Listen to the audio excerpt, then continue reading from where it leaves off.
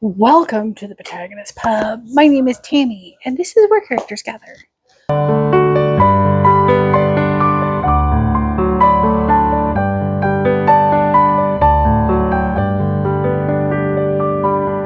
It's time for Bookmas, and today we're going to talk about my 2025 goals and plans and all of it. So, it's probably going to be a long one, and there's really no getting around that. So, it is what it is.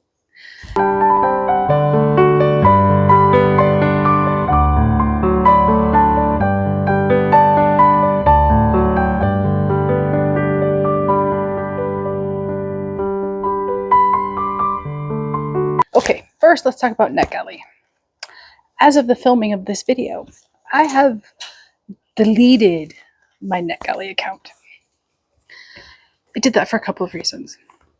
First off, I don't need the, pressure of ARC reading. I don't need to try to keep up with books that aren't really holding my interest. And I'm really not afraid I'm going to miss something. If a book comes out that's on NetGalley and I want to read it, I will purchase it, or I will read it on Kindle Unlimited, or, there are other ways to get it. And it is a great weight off of my shoulders. Does this mean I'm not going to do the occasional, ARC team? No, it absolutely does not. But when I am on an ARC team, I am very upfront about it.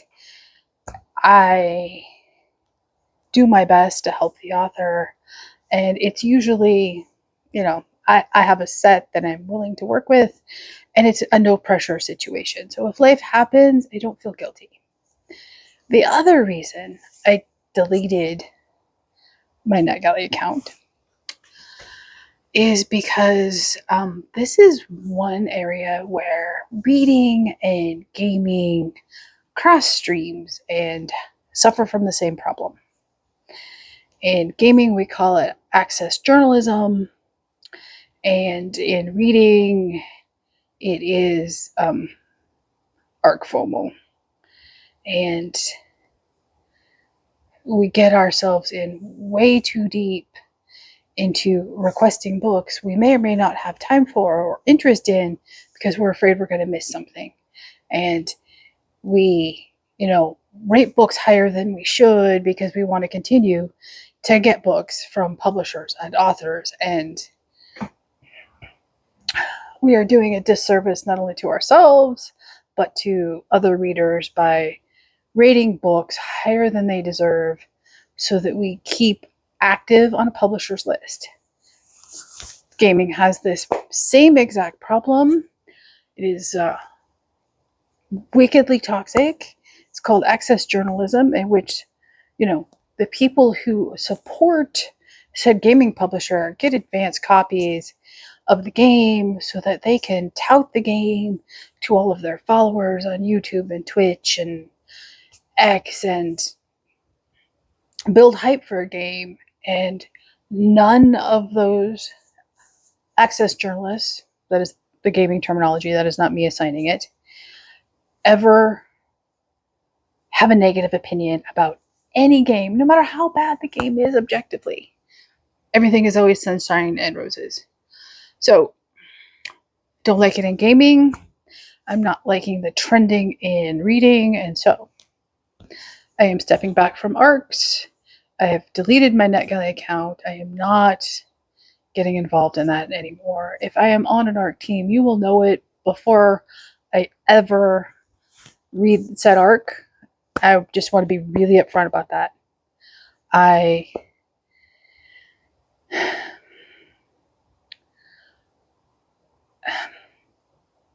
No author deserves to be trashed unless the book is quite evidently AI generated, no proofreading, no editing, just, in essence, verbal diarrhea on the page. But at the same time, not every book is a 4 or 5. There's absolutely nothing wrong with giving a book, if you're insistent on a star rating, a 3. A lot of books are middle of the road, and that's okay. Stellar books are stellar for a reason. Not every book you read is stellar. And yet, far too often, we readers in general, especially if it's an ARC, give a 5. And ARC teams are now, requesting no lower than a 4. It's nonsense, and I can't be part of it anymore. So, you know that if I'm on an ARC team, there is no nonsense involved. That is my personal pledge to all of you. So, okay, done talking about ARCs. Next up will be the 2025 roadmap.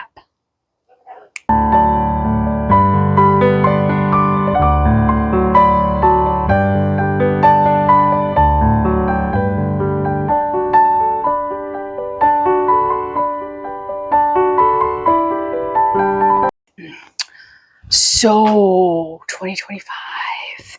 Here's my journal for next year. And no, I'm not going to share my journal because I just started putting it together, but it does have a physical copy of my roadmap in it. So, here's the first page out of 2 of my roadmap. And as you can see, it's a little different than last year because for the first time, writing is on there. And I have set myself a personal challenge to write at least 5 times a week, 5 days a week. And it doesn't have to be, today I wrote 5,000 words. There are some days where 500 words is an accomplishment. And there are other days where writing just happens organically. And next thing you know, you've written in excess of 10,000 words in one day. And life is good. But I'm going to challenge myself to write 5 times a week minimum. So the next prompt there is writing and publishing. Obviously, writing is self-explanatory. Publishing is directly related to prompt 3 there. Be brave and be bold. I'm not sure if I'm going to do query letters yet or if I'm just going to release it straight to Kindle Unlimited. That is to be determined, but that is a goal for 2025. So, yeah. So the bottom right-hand corner is directly tied to the upper left-hand corner, and that is novels. And those are the 4 novels I know are in process. Some are further along than others. One of them on there really needs to be edited by me. I know that it's not even close to a completed first draft, and I need to edit that one. So that is definitely a goal for next year. Okay, so going to the upper right-hand corner is social, and the first one is newsletter.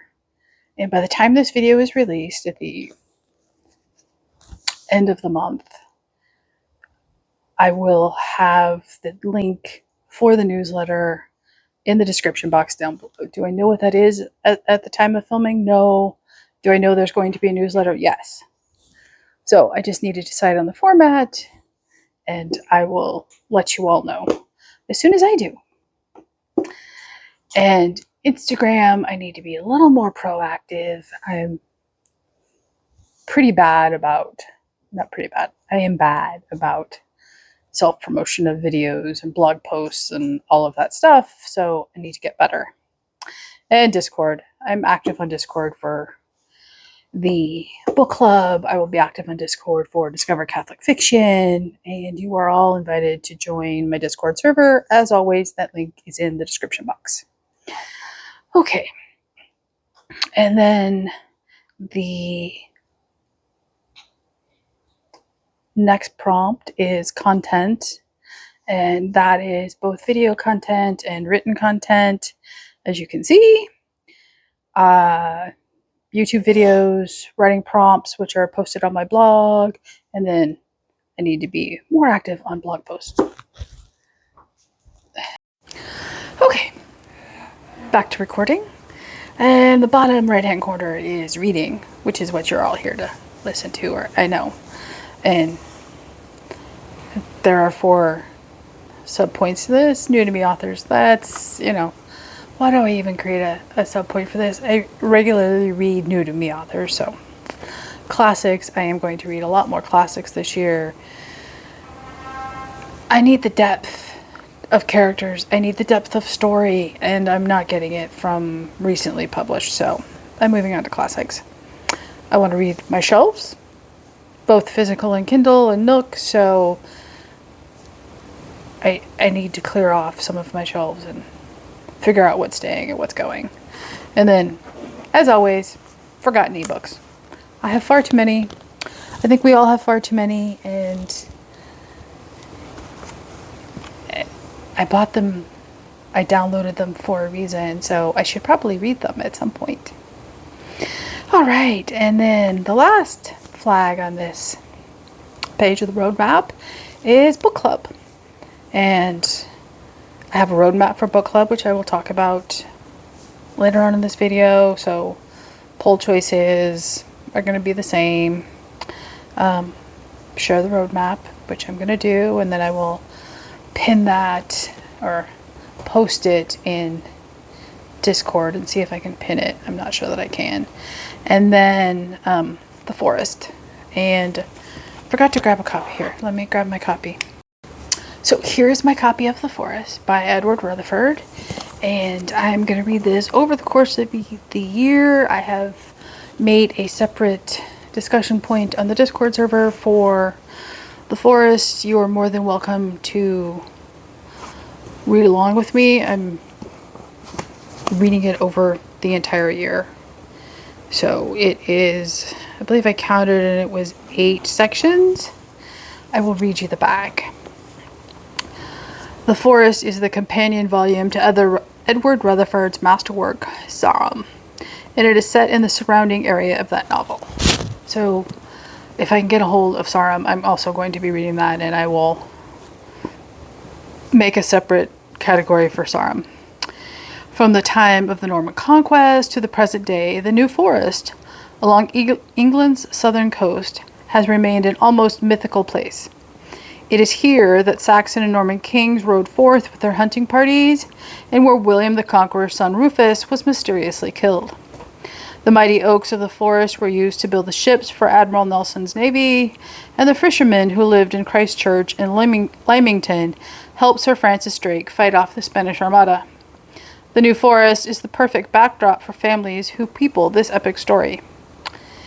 The feuds, wars, loyalties, and passions of many hundreds of years reach their climax in a crime that shatters the decorous society of Bath in the days of Jane Austen, whose family lived on the edge of the forest. Edward Rutherford is a master storyteller whose sense of place and character, both fictional and historical, is at its most vibrant in the forest. So I am trying to get a hold of a copy of Sarum. I did get this one used off Amazon. It is in perfect condition. Like literally it is in perfect condition. And this will also count for the Read My Life challenge. This was published in the year 2000.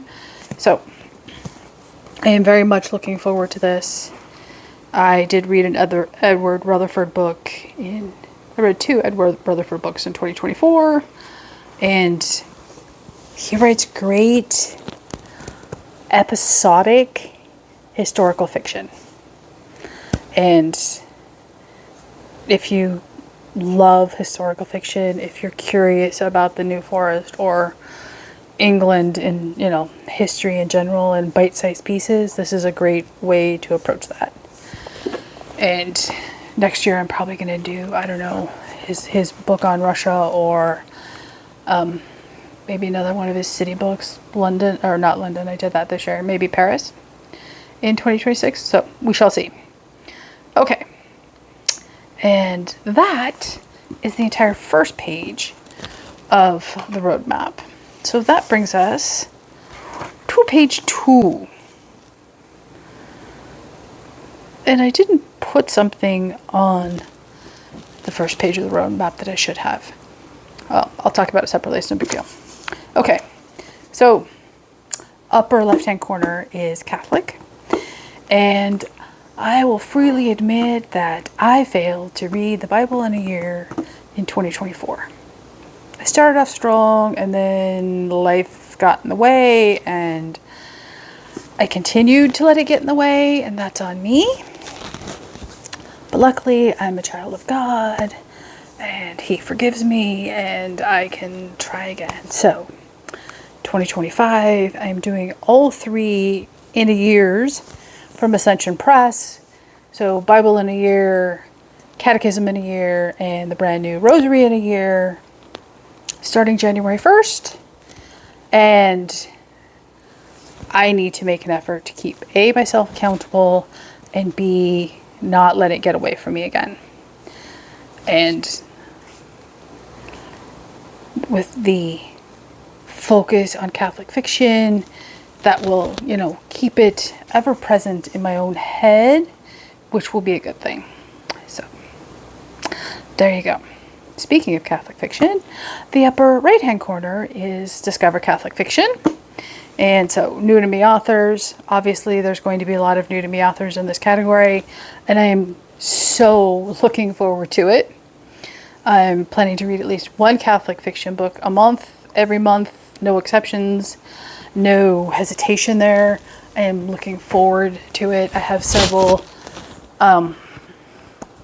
books that I know I'm probably going to spend more time reading over the course of the year that are Catholic fiction specific, and I'm good with that, but I will read at least 1 complete Catholic fiction work a month, even if I'm reading others episodically. So I'm looking forward to that. And then I'm going to try to read a variety of different genres. So as I talked about in my Discover Catholic Fiction Challenge video, which I will link down below, it includes things like, Catholic fantasy, Catholic secular, Catholic sci-fi, contemporary, all the things. And if you know me, that works for my head, and it works for being a mood reader, and I am not going to be short of choices, which is always important. Okay, so we're going to dive into the bottom right-hand corner and Read Your Life. That video is probably coming at the time this video is posted, and I will give you a slight preview. I am so excited for that video. I am so excited for that challenge. I am so excited to dive in and read books published every year I was born. I've done so much research, and yeah, look forward to that video probably later this week. Okay, and then dive into classics. I really want to focus on classics this year. Does that mean I'm going to stop reading modern published books? No, of course not. Does it mean I may take more time reading books? Absolutely it does. And that is okay. Like I said earlier in this video, I am missing depth and complex characters and plots that aren't plug and play and predictable and, borderline ludicrous. And I'm going to read classics. I'm going to read classics from Victorian literature and Edwardian literature and Georgian literature. The whole Regency, the whole gamut is open, ancient, all of it is. My brain is just craving characters that have depth and have complex plots and, isn't so predictable. So I am so excited for that. And then I want to finish series this year. So here's the first set of series I want to finish. And if you're old enough, this card will look familiar. if you're not old enough, this is an example of what used to be in every library book. It used to get stamped with, the date it was due and your name. And I distinctly remember these cards, so I love this graphic. So the first series I want to complete is the Windy City Saga by Jocelyn Green. I have books 2 and 3 to finish. I don't know why I didn't read them this year, but it is priority to finish next year. Also, priority to finish next year is the Song of Seers series by Carla Lorano. I, again, have books 2 and 3 to finish. This is fantasy, and I did try to read book 2 earlier this... I think I tried to read it in October, and I just wasn't in the mood for fantasy at that point. It has nothing to do with the book, so I will pick it back up and finish the series in 25. And then the next series I want to finish is the Secret of the Isle series by Rosanna M. White. Again, I have books 2 and 3 to finish. Amanda and I were going to buddy read book 2 in November. Life happened. The book did not. So I will finish that series in 2025. And next up is the Bookmobile Cat series by Lori Cass. I would like to get current. I think I have to read books 10 through 13. And it is a cozy mystery series. They are just charming and comforting and palate cleansing, and Minnie and Eddie are an easy way to detox from a bad book for me, so finishing that is priority. And the last series on this list so far is the Magdalena Chronicles by Gary McAvoy.